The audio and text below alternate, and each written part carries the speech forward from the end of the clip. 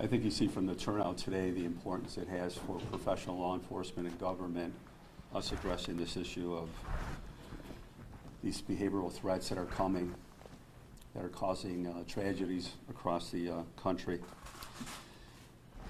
The act of pure evil that occurred on May 14th at the Tops Friendly Markets on Jefferson Avenue underscores the need for law enforcement professionals from across the state to revise strategies, policies, procedures, and plans to confront the threat of domestic terrorism and other treacherous behaviors and ideologies.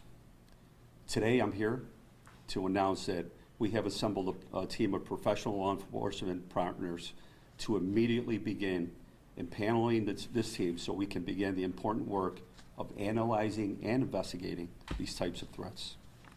The Erie County Sheriff's Office Behavioral Threat Assessment Team's mission is to form a consortium of community stakeholders with diverse expertise and access to resources dedicated to identifying and closing threat gaps in Buffalo and Erie County. The team will provide guidance on the mitigation of developing threats. This team will act as a central clearinghouse of information and will provide consultation on how to initiate balanced intervention and case management strategies specific to situations with a significant risk of targeted violence by looking for indicators such as social media postings, pre-operational activities, fringe ideologies. This group can identify individuals and disrupt their pathway to violence and redirecting them early in the process. So it's not always about ending up in handcuffs. This is about stopping the behavior, stopping the threat. We've witnessed these many tragedies where the perpetrators have fallen through the cracks through no fault of law enforcement, schools, mental health professionals, or community groups. These sick individuals, their ideations have developed into and resulted in unspeakable acts of violence against innocent people. Today, we begin filling those cracks with a specialized team of trained professionals that will analyze data, look for indicators, and share information. No one agency, organization, or company can manage the undertaking and be successful. That's why we assembled this team today. Shortly after the tragedy on May 14th, I spoke with representatives from the U.S. Secret Service, Jeff Burr, and the Monroe County Sheriff Todd Baxter to discuss how to develop a team in Erie County. In just a few weeks since the Tops tragedy, I'm here to report to the residents of Erie County that we found willing partners from the Erie County District Attorney's Office, the New York State Police, the U.S. Secret Service, FBI, U.S. Marshals Service, ICE, and U.S. Homeland Security. Please allow me to introduce some of our law enforcement partners and members of our government. Erie County District Attorney, the Honorable John Flynn, is here today with us. Erie County Legislator, Majority Chairwoman, the Honorable Miss April Baskin, the head of the Public Safety Committee, Legislator, the Honorable Howard Johnson, Minority Leader, the Honorable Joseph Lorigo. We have Jeff Burr, who's the Special Agent in charge of the U.S. Secret Service, Darren Cox, from the FBI, he's the Assistant Special Agent in charge here in Buffalo, Brian Klaus, the Assistant Special Agent in charge of alcohol, tobacco, firearms. We have our U.S. Marshal, Chuck Salina, today here. We have Matthew Scarpino, the Acting Special Agent in charge of Homeland Security. We have from New York State Police, Lieutenant Nate Stolbert, Tom Brophy, the Field Office Director of Immigration Customs Enforcement. Here for Director Rose Brophy, we have Dawn Caltagirone. And I thank every single person for being here. Please note that it's important to recognize that it's not just This is just a first step in completing a roster of partners to ensure the behavioral threat assessment team represents all aspects of Erie County. So our goal is this: all local and tribal enforcement agencies, school districts, colleges, universities, PTA groups, drug and veterans courts, block clubs, all religious communities, area hospitals. If you see it, say something. Furthermore, we will be developing ways to engage with the public and allow them to participate in this and keeping our community safe. The teams are looking at creating a website, a mobile app, and a tip line, and other means to accept anonymous tips so it can be shared with our public, because that's what we're here for, is to protect and serve our public. And we need to get the word out that if you see something, please say something. I'm going to bring up the Honorable Ms. Baskin to say some words. Thank you. Thank you, Mr. Sheriff, for your stellar leadership on this well-needed division. And I must stress, this is not yet another task force.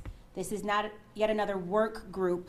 It's a common response with elected officials when it's time to take action and move on issues that are a detriment in our community. But this is an actual new division that is being developed under the leadership of Sheriff Garcia. And he has my respect for acting so quickly in this manner. I want to acknowledge my colleagues in government who are here as well, my colleagues in the legislature who are joining me here today, and Legislator Johnson, who has done a stellar job at leading the county legislature's Public Safety Committee, and also DA Flynn. Thank you so much. And finally, to all of the law enforcement that are here today from so many various branches of government who are partnering with the Sheriff's Office, who are prioritizing public safety here in Erie County, and who are going to make sure that this is a robust new division that targets individuals who are exhibiting behaviors that could pose a threat to our communities, our neighbors, and our families. The mass shooting, the slaughtering of innocent Black people, the massacre that happened on Jefferson Avenue demonstrated that Erie County is not immune to domestic terrorist attacks. And I know that I am still personally impacted. I haven't yet been grocery shopping since May 14th. I have felt real panic in public places. I want to again thank Sheriff Garcia for taking the initiative to develop this behavioral threat assessment division. It's noted here as team, but it's a whole division, and that's really important. How often after an attack have we learned that the people who are victims of the attack were concerned about the perpetrator, or that someone, a parent, a teacher, a colleague, or a neighbor reported concerns about their behavior that never rose to the level of action, be it a welfare check or an investigation or even a simple conversation. This is going to now change here in Erie County. If our community is going to take these kinds of threats seriously, we do need a comprehensive approach that breaks down the barriers and encourages communications between law enforcement, education institutions, employers, community organizations, and religious institutions. If someone makes a terrorist threat, we need to take it seriously and find out how serious it is. How many tragedies in recent years could have been prevented if a concern had been raised at school, at a workplace, or just resulted in real follow-up? I'm grateful for those who are here today that have taken an oath to protect and serve the residents of Erie County. And I think it shouldn't be lost on any of us that those folks who lost their lives, those residents, your neighbors who lost their lives on May 14th, they too were servants. There was a matriarch of a family of firefighters and public officials. There was a man who was buying a birthday cake for his son. There's a woman who was visiting or on her way from visiting her husband in a nursing home and buying him food and treats and snacks. We owe it to them to do this type of work in Erie County and to respond beyond well wishes and beyond thoughts and prayers, but to put action the way Sheriff Garcia and the fellow law enforcement are doing here today. I am pledging my support as a county legislator and the chair of the body that whatever financial support is needed to make sure that this team has the resources that it needs. He has my commitment, and he also has my gratitude for his leadership. Thank you so much, Mr. Sheriff, and thank you to all the law enforcement that are here today that's going to make this happen. God bless you all.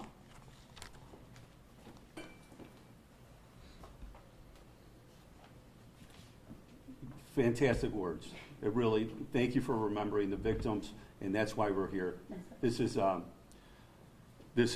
them and the future generations. I'd like to introduce the District Attorney of our great county, the Honorable John Flynn. Thank you, Sheriff, and I want to also thank the Sheriff's Department for their leadership in this endeavor. The great team led by Sheriff Garcia, his Under-Sheriff Bill Cooley.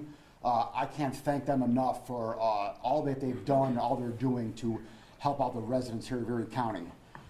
I can't begin to thank the Erie County Legislature enough for stepping up to the plate and committing to resources to help fund this program. Cheerleader April Baskin is an outstanding chairperson of the Erie County Legislature, the chairman of the Public Safety Commission, Howard Johnson, the minority leader, Legislator Joe Lorigo, the entire Erie County Legislature. Again, I can't thank you enough for your commitment and your support to this project. I'm asked basically two questions when I run into people over the course of the past few weeks here. One, how did BPD respond so quickly and get in the TOPS market so fast? And then secondly, how did you indict this matter so quickly? And I answer the first question simply by this great work and the courage and honor of the Buffalo Police Department. The answer to the second question is because of all of you. Everyone standing behind me here right now. My federal partners, my county partners, my state partners, everyone behind me right now in law enforcement. It was, quite frankly, the partnerships and the relationships that we've had over the past 5 years. And those partnerships and those relationships got into action immediately on May 14th and resulted in the results that we had and announced last week. Now, again, I can't talk about it. I have a gag order against me, so I'm precluded from going any further. But I can talk about, and I will take the chance of getting held in contempt to honor my partners behind me right here. And it's because of all of them and all that they've done and all that they're doing is the reason why we were able to do what we did. And now we look beyond the prosecution and we look forward to preventing this, to stopping another attack from happening. And this action plan that Sheriff Garcia has implemented is a step in that direction. And for me to be part of that, for me to be part of this team, again, it's not a task force, it's a team, I am honored. And Sheriff, whatever you need, I'm behind you 100%. Thank you, Mr. District Attorney. Very much appreciate it. If there's any questions regarding the behavioral threat assessment team. Sheriff, it seems that this is New York State, it seems you're looking at what didn't happen in Broome County in terms of the red flag law and the assessment and so forth, but what is happening in Suffolk County where they've been using the red flag law, they've had 160 cases. It seems you have the legal tools to do something, but maybe nobody has been taking these tools and using them. So you're not going to Brian Higgins and saying you want this law changed, or Crystal People Stoke, you seem to have the tools you need. What you're doing is working with everybody here to say, we've got to use them. So we have many issues, correct, in the community. We have the 400 plus overdose deaths that we have every year. We have the mental health epidemic that we have. And this issue here, obviously, it's not something new, but we are putting resources towards targeting people that are making these threats towards the public, be it at schools, workplaces, etc., to follow through. So in a case where somebody makes a threat to shoot up a school, the authorities are notified by, let's say, a teacher. So the teacher does their job, see it, report it. Law enforcement does their job, maybe under the mental health law, 941, they go to a facility for a period of time. It's the follow-up afterwards. And if you get a chance to interview fellow students, the staff of the school, from the lunch ladies to the principal, and people know, their neighbors know. And we have the tools, sir. You're right. We have under Kendra's law and Turple, where we could it's an emergency removal of firearms. We do have tools. Sure. Yes, sir. And I'm glad you said this isn't another task force or blue ribbon panel, but that's what it sounds like. So what's the big difference here between this and every other task force we hear of? So, Dave, what we have in the past is we work very well together with the District Attorney's Office, with our federal and state partners, and going after illegally possessed guns, illegal drugs, and so forth. And with this is not a threat assessment council that already exists here in Erie County, Monroe County. This is something where we are going to be proactive. So if there is a threat, we're going to follow through with the threat.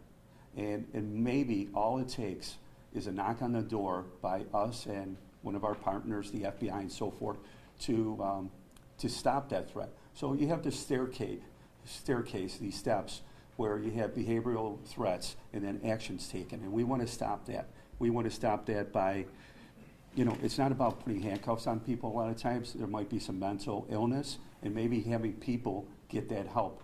But this is going to be boots on the ground, as the Honorable Ms. Baskin said. Resources are going to be put into place for a division within the Erie County Sheriff's Office of boots on the ground deputies, and the force multiplier by then reaching out to every local police department and them giving us one officer, so we could then touch base with the different school districts and the different community. Do you envision this functioning or working when there's someone who alerts you or a school or a doctor or someone else that someone's acting a little off, and then how does it manifest itself? Do you envision a bunch of people in a room trolling their internet activity, or do you set up surveillance on them, or how does it manifest itself once you get that? So all of that, Dave, all of that. It's just like in any other criminal investigation, but this would be, where someone is making a threat, and we're in 2022. If you're going through to get on a flight, it's no longer a good idea to say, why, do you want to check my bag for a bomb? You can't yell fire in a movie theater. This is a different time. If kids are joking about saying, I want to kill my fellow students, that's not acceptable. We're following through. And it might be just changing the behavior. It might just making sure that that threat doesn't elevate to an act of violence. But this is going to be taken seriously. We do have the tools to temporarily remove weapons from the household. Also to put those red flags in place in case somebody does apply for a pistol permit and there's a NICS check, that there is a red flag and say, no, you're not able to do so. Sorry, go ahead. Well, we have all that. I guess the difference is now, if someone involved in such activities.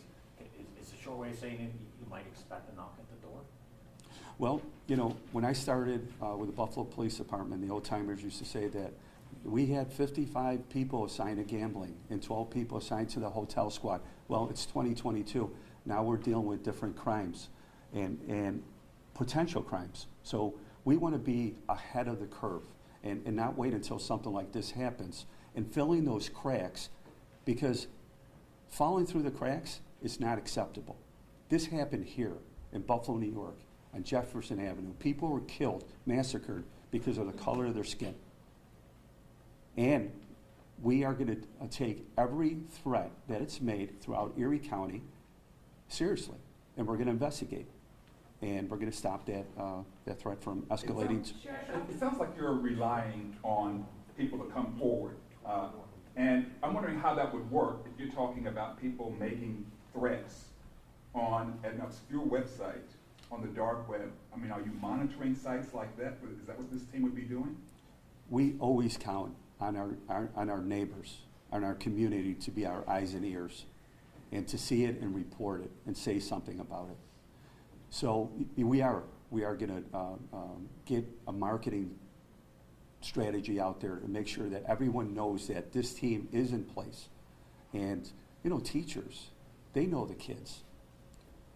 They know since middle school through high school, and maybe the threat has gone on to the school resource officer that doesn't have the training. We are going to tap into the training of the U.S. Secret Service.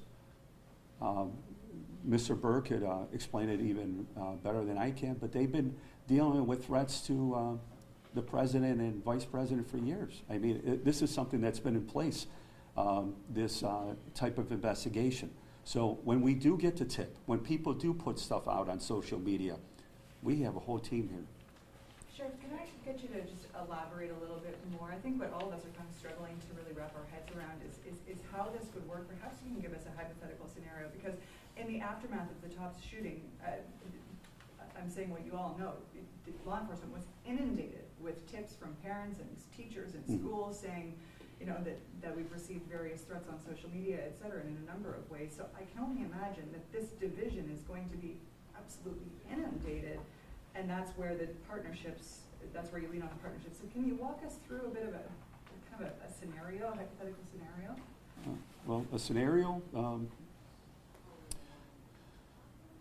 I won't use a scenario that we just experienced, but a scenario where somebody makes a threat at a school, a teacher notifies the authorities of that threat. The authorities respond. They do an evaluation of the individual. They feel that he or she is a threat to himself or herself or others.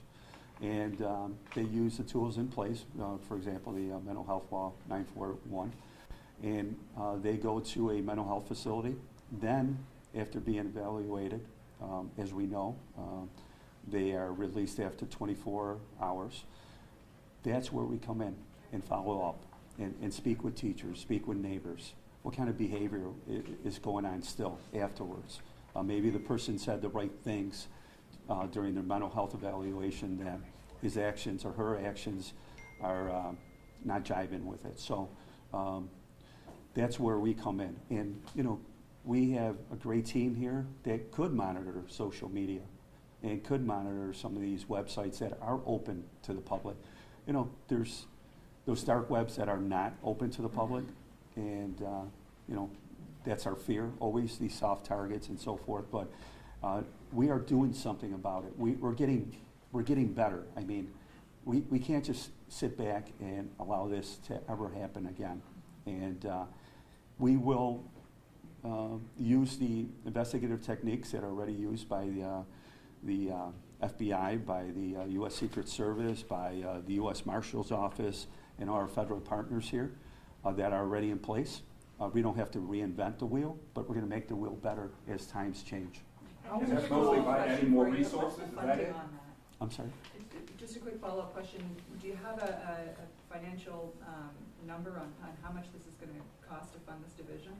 Well, all the agencies are already in place. So the it's a force multiplier. We're going to be counting on every single agency and every single local department to add some staffing.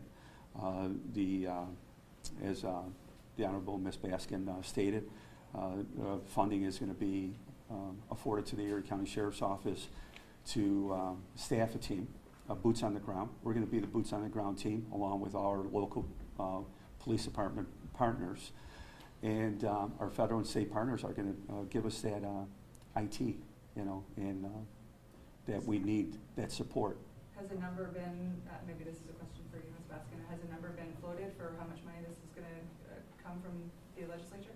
I think we're in the preliminary stages. I think it's great that so many of we're not as of yet, and that's something that the legislature would have to formally deliberate on.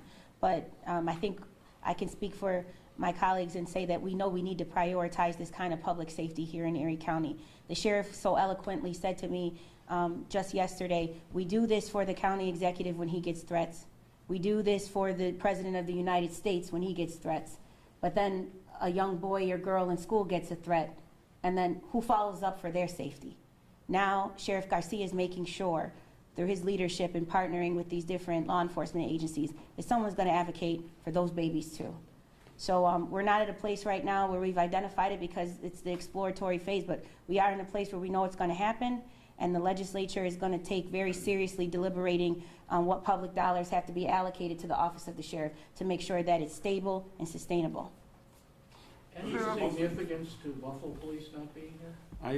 I just wanted to touch on what Ms. Baskin just said. I don't think there's a price actually on what we could, the staffing and the resources that we could put on our children's lives and our elderly, and 10 people getting massacred at Tops Friendly Markets. Is there a price tag on it? It's a priority that we need. Sheriff, how will schools be directly involved with the program? Are you relying on them reporting it to you, or is there someone who is going to be assigned to each school and in each school district, or how does that all work? So we are going to create MOUs with each school district. The Erie County Sheriff's Office covers 9 school districts. And the MOU is what? Forgive me. Memorandum of Understanding. Okay.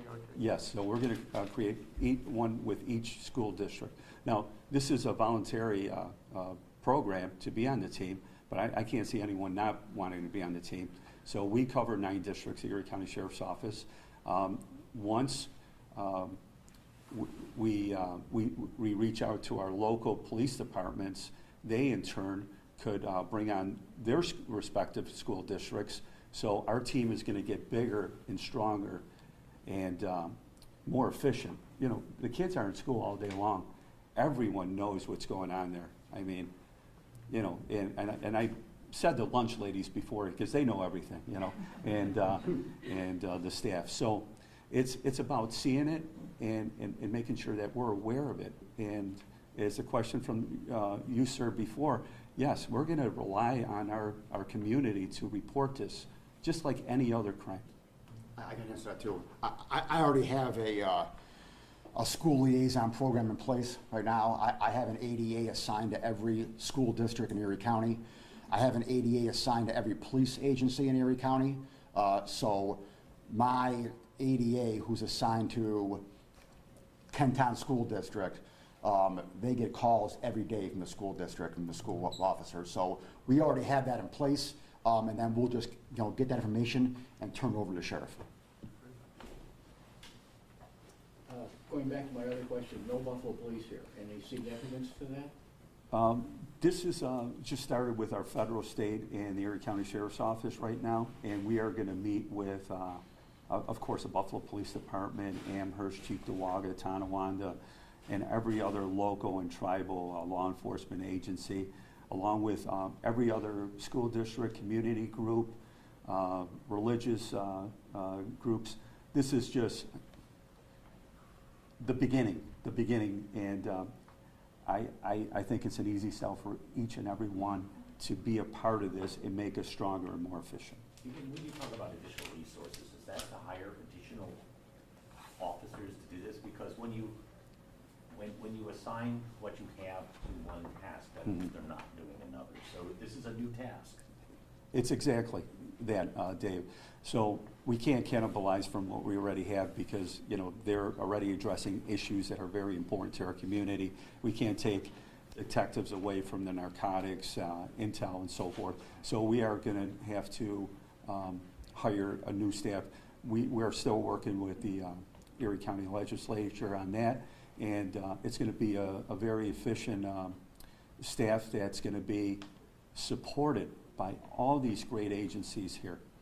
And the District Attorney's Office is the Honorable John Flynn just said, they have great resources, great assistant district attorneys that are working for Mr. Flynn. We are so lucky here in Western New York because when I made a call to all these ladies and gentlemen, everyone answered the phone and said, let's do it, because after this massacre that happened on Jefferson Avenue, we all were thinking, what happened? What can we do to never allow this to happen again?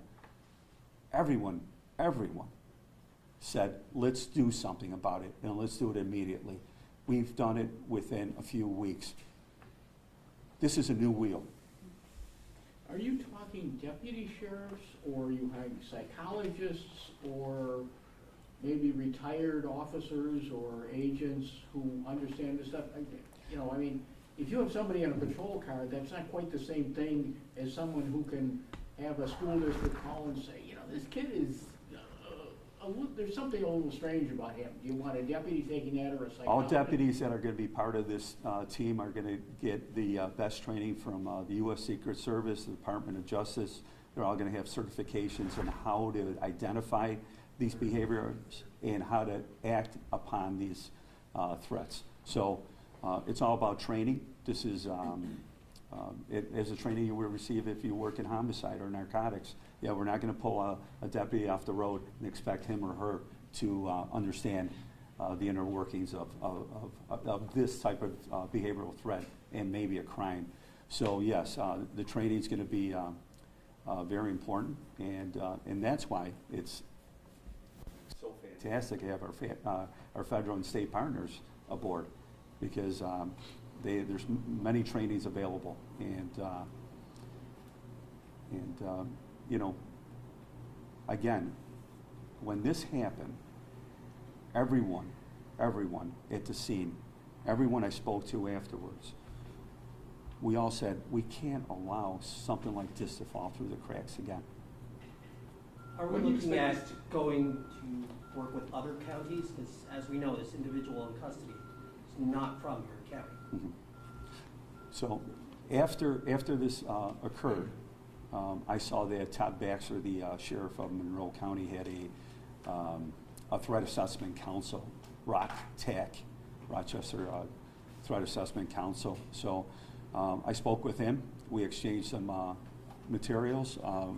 Mr. Jeffrey Burr, the special agent in charge of the U.S. Secret Service here in Buffalo, was already working with Sheriff Baxter, and that's how it started immediately. And I've been in contact with the National Sheriff's Association. They have trainings, they have pilot programs in Georgia, and by the beginning of the year, next year, I saw some legislation from the governor's office that each county in the state is going to have a team in place.